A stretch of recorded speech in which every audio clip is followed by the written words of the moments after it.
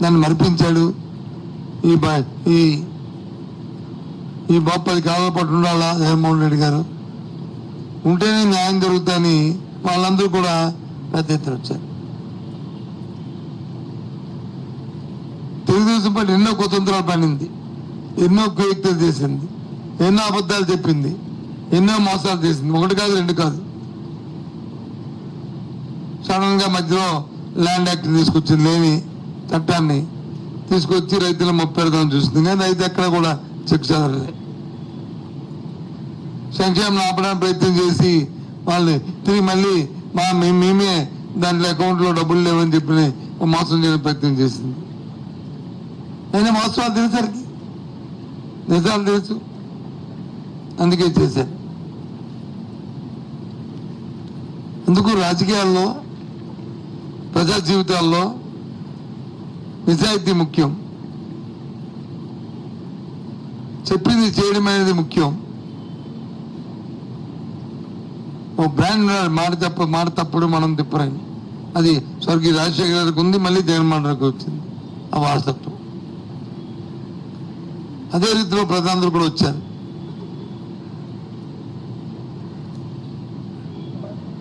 తప్పకుండా ఏదైతే నిన్న ఇంత పెద్ద ఎత్తున వచ్చి ప్రభుత్వం 4వ తారీఖున జూన్ 4ని లెక్కింపవుద్ది. ఆ డేట్ కూడా ఇంకా రేపు రెండో అనౌన్స్ చేస్తాం. ఇక్కడికి జగన్మోహన్ రెడ్డి వస్తారు, ఇక్కడే ప్రమాణ స్వీకారం చేస్తారు విశాఖపట్నంలోనే. కన్నుల పండుగ ఏదైతే ఆకాంక్షలు ఉన్నాయో ఆకాంక్షల్ని నెరవేర్చడమే కాకుండా ఏవైతే ప్రభుత్వంలో రిఫార్మ్స్ ఉన్నాయో దాన్ని కొనసాగిస్తూ అటు విద్యలో కానీ వైద్యంలో కానీ దాంతోపాటు అభివృద్ధి కార్యక్రమాలని ముఖ్యంగా విశాఖ విజన్ ఏదైతే ఉందో విజన్ అచీవ్ చేస్తూ ఉద్యోగ అవకాశాలు ఇస్తూ జూన్ 4 నుంచి ఆ ప్రక్రియ ప్రారంభమవుతుంది.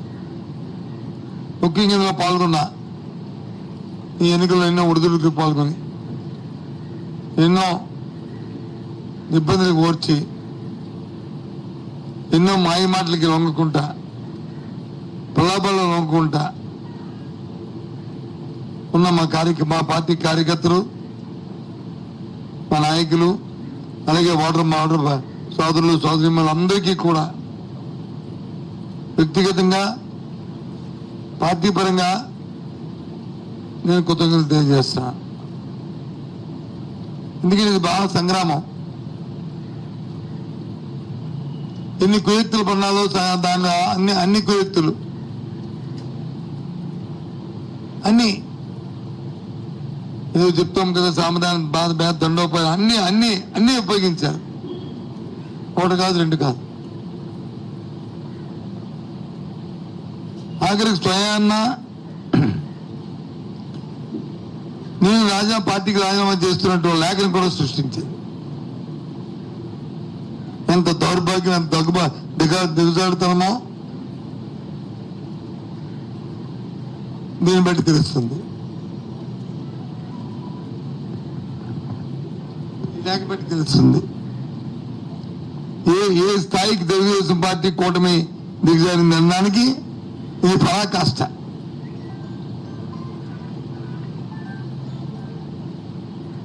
ఇది ఒక మచ్చుతుంది. ఇలాంటివి ఇది ఒక చిన్న విషయం. అంటే ఏదో విధంగా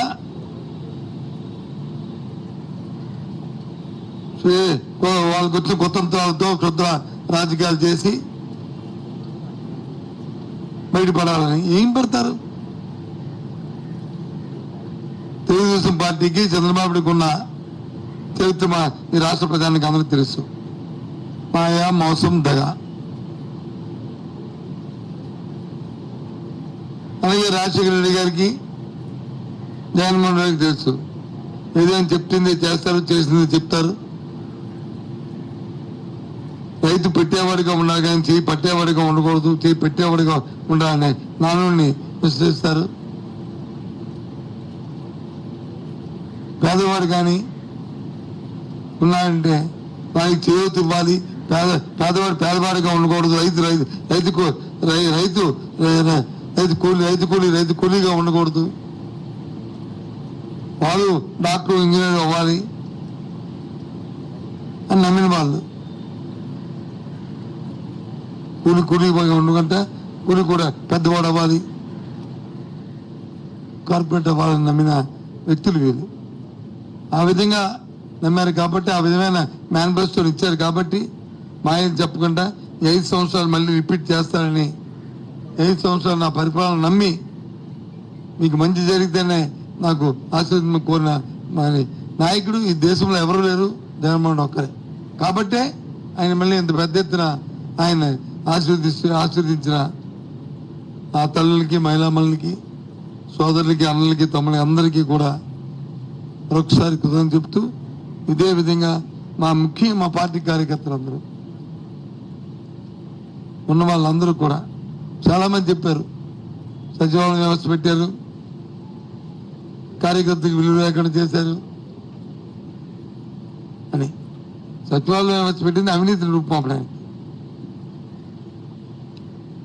కార్యకర్త ఎప్పుడు కూడా నాయకుడి గుండెల్లో, పార్టీ గుండెల్లో ఉంటాడు.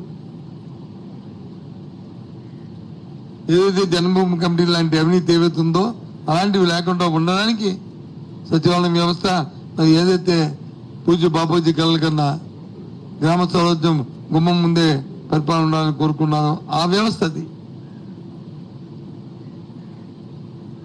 అది బాగా మా కార్యకర్త అందరూ కూడా అర్థం చేసుకున్నారు.